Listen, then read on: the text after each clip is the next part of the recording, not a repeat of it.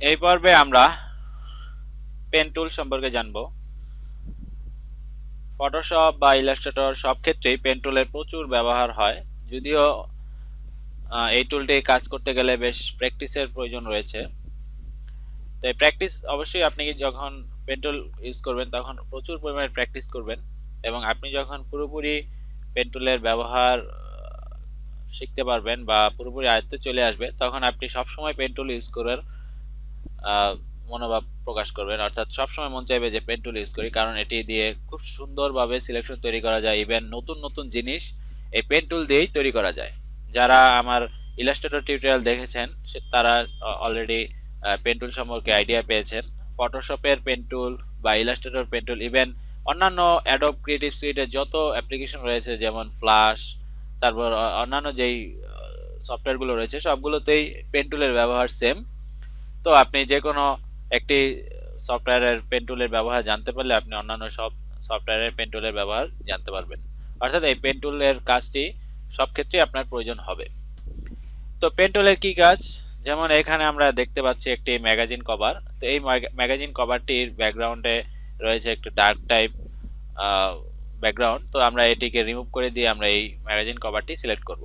তো এটিকে আপনি হয়তো চিন্তা করতে পারেন এটি তো আপনি কালার রেঞ্জ, তারপরে বিভিন্ন এই সিলেকশন টুল দিয়ে আপনি রিমুভ করতে পারেন। হ্যাঁ, সেটাও হবে, তবে পেন টুল দিয়ে এটি খুব শার্প হবে এবং আহ, খুব ডিটেল সহ হবে, যেটা কালার রেঞ্জ করলে একটু রাফ এজ থাকবে, যেটা আপনি নিজে ট্রাই করে দেখতে পারেন।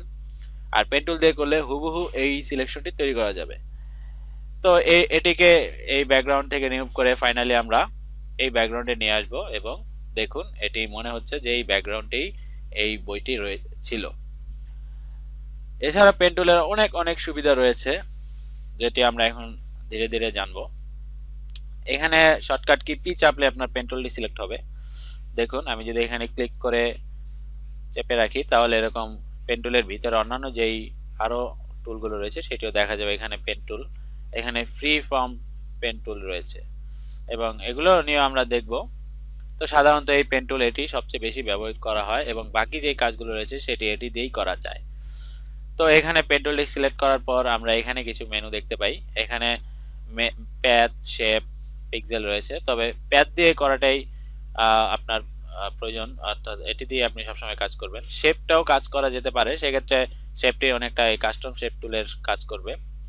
তো এখানে প্যাডটি সিলেক্ট করা থাকে বাই ডিফল্ট ভাবে, এছাড়া অন্যান্য যে অপশনগুলো সেগুলো বাই ডিফল্ট দেওয়া রয়েছে। আরেকটি অপশন রয়েছে অটো অ্যাড ডিলেট, এটিও চেক করা থাকে, এটির কাজও আমরা দেখাবো। তো এই হচ্ছে এই পেন টুলের টুল, এই পেন টুলের অপশন। তো চলুন আমরা এখন পেন টুলের কাজ শুরু করি।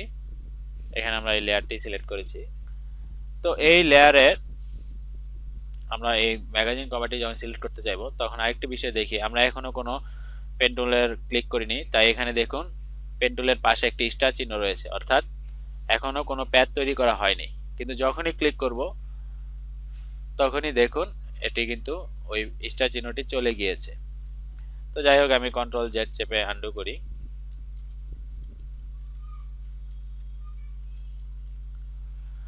এখানে আমি হিস্টোরি প্যানেল থেকে আমি ইচ্ছে করলে এটি নিয়ে আসতে পারি। তো আমরা একটু জুম করি, এটি জুম করে হয়তো আমাদের কাজ করতে সুবিধা হবে। জুম করে আমরা প্রথম ক্লিকটি করি, এটি ক্লিক করলাম, এখানে একটি ক্লিক করলাম। খুব বেশি এজ নিয়ে মানে খুব বেশি সূক্ষ্মভাবে সিলেকশন তৈরি করতে হবে এমন নয়, এটি আপনি পরবর্তীতে আপনি সিলেক্ট করতে পারবেন বা এটি ঠিক করতে পারবেন। ইভেন আপনি আপ অ্যারো কি যদি চাপেন তাহলে আপনি এই সিলেকশনটি আপনার মুভ করাতে পারবেন। শিফট আপ অ্যারো কি চাপলে বেশি বেশি দূর যাবে, বেশি করে যাবে, এবং শুধু আপ অ্যারো কি, ডাউন অ্যারো কি, রাইট অ্যারো কি, সবগুলো এই পেন টুলের এই অ্যাঙ্কর পয়েন্টগুলো কাজ করে। তো এটা তো আমরা দেখলাম। এখানে আমরা আরেকটি বিষয়, আরেকটি যে টুল রয়েছে সেটি আমরা দেখতে পারি, সেটা হচ্ছে ফ্রি ফর্ম পেন টুল। এটি কাজ আমরা এখন দেখি। এটি দিয়ে সাধারণত দ্রুত কাজ করার জন্য এটি ব্যবহার করা হয়, তবে খুব বেশি কাজ করে এমন নয়। যেমন আমি এখন এই পেন টুলের সাহায্যে আমি এখন কাজ করব। এখানে আমি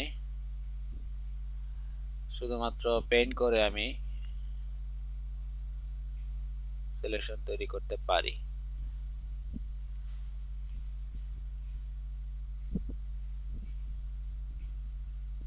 দেখুন এটি কিন্তু সিলেকশন তৈরি হয়ে গেল। তো এটিকে ইচ্ছা করলে আমরা পুরোপুরি পেইন্ট করতে পারি।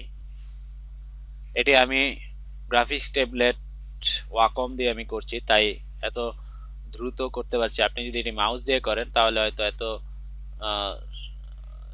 এত সুন্দর সিলেকশন হবে না, যদিও আমি এখানে খুব দ্রুত করলাম। এবং দেখুন এখানে প্রচুর অ্যাঙ্কর পয়েন্ট তৈরি হয়ে গেল। তো এটি একটি একটি করে আবার কারেকশন করা বেশ ঝামেলার ব্যাপার। তার চেয়ে বরং আমরা ম্যানুয়ালি একটি একটি করে অ্যাঙ্কর পয়েন্ট দিয়ে আমরা এই পেন টুলের এই সিলেকশনটি তৈরি করব। এটি জাস্ট আপনাকে এই টুলের কাজটি দেখালাম আমরা। তো আমরা আবার সেই মাউস দিয়ে কাজ করা শুরু করি। আমরা এটি জুম করে আমরা আমাদের সিলেকশন তৈরি করা শুরু করি। তো এটিকে আপনি এখানেও সিলেকশন দিতে পারেন বা এখানে দিতে পারেন। কোথায় আপনার অ্যাঙ্কর পয়েন্টটি দিলে সুন্দর সিলেকশন তৈরি হবে সেটা আপনি কাজ করতে করতে আস্তে আস্তে অভিজ্ঞ হয়ে গেলে আপনি এটি নিজেই বুঝতে পারবেন। তবে আমি এখানে রাফ ভাবেই দিচ্ছি, কারণ এটি আমরা পরবর্তীতে ঠিক করব। তো এই হলো মোটামুটি আমাদের পেন টুলের সিলেকশন কিভাবে করতে হয় সেটার কিছুটা আইডিয়া। এবং অ্যাঙ্কর পয়েন্টগুলো বেশ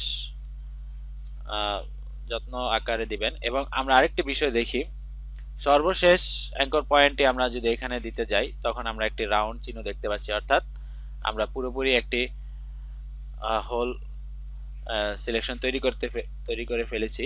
তো আমরা আমাদের পেন টুল দিয়ে আমরা আমাদের সিলেকশনটি কিন্তু তৈরি করে ফেলেছি। তো এই সিলেকশনটি আমরা কোথায় গেলে দেখতে পাবো সেটা হচ্ছে প্যাথ নামে এই অপশনটি। আপনি এখানে গেলে এই যে ওয়ার্ক প্যাথ নামে এই অপশনটি এখানে পাবেন। এখানে আমাদের এই সিলেকশনটি দেখা যাচ্ছে। তো এখানে একটি বিষয় এবং খুব গুরুত্বপূর্ণ বিষয়, সেটা হচ্ছে আপনি যখন পেন টুল দিয়ে কোনো সিলেকশন তৈরি করবেন তখন এটি টেম্পোরারি ভাবে এখানে থাকবে, অর্থাৎ পরবর্তীতে আপনি যদি আরেকটি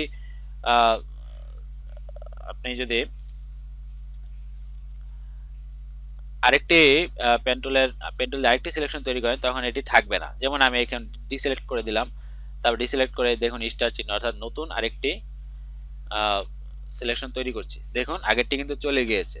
তো এই আগেরটি আমরা সেভ করার জন্য বা আগেরটি রাখার জন্য আমরা এখানে এটিকে রিনেম করব। এখানে ডাবল ক্লিক করলে সেভ প্যাথ নামে একটি অপশন হবে। এখানে আমরা একটি নাম দিতে পারি ম্যাগাজিন আউটলাইন, ওকে দেই। তারপর আমরা যদি আবার ক্লিক করি দেখুন এখানে অবশ্যই এটিকে ডিসিলেক্ট করে তারপর ক্লিক করতে হবে। এখানে ডিসিলেক্ট করে আমরা যদি আবার করি তাহলে দেখুন নতুন করে আরেকটি ওয়ার্ক প্যাথ তৈরি হচ্ছে। তো এই ওয়ার্ক প্যাথটি সবসময় আপনার টেম্পোরারি থাকে, তাই আপনি যদি কোনো সিলেকশন সেভ করতে চান সেক্ষেত্রে অবশ্যই রিনেম করে এটি সেভ করে রাখবেন। এবং এটির সুবিধা হচ্ছে এই প্যাথটি আপনি জিপিজি ফরম্যাটেও থাকবে এবং পিএনজি ফাইল বা যে কোনো ফরম্যাটে আপনি এটি সেভ করুন না কেন সেটির সাথে এই সিলেকশনটি থাকবে। এটি হচ্ছে অনেক বড় একটি অ্যাডভান্টেজ, যেটি অন্যান্য অপশনে পাওয়া যায় না সাধারণত। অর্থাৎ লেয়ার বিন এই ইমেজটি আমরা ইচ্ছা করলে জিপিজি ফরম্যাটে সেভ করে এই প্যাডটি আমরা রাখতে পারি। আরো অনেক অনেক সুবিধা রয়েছে, সেটি আমরা আগামী পর্বে দেখব। ধন্যবাদ।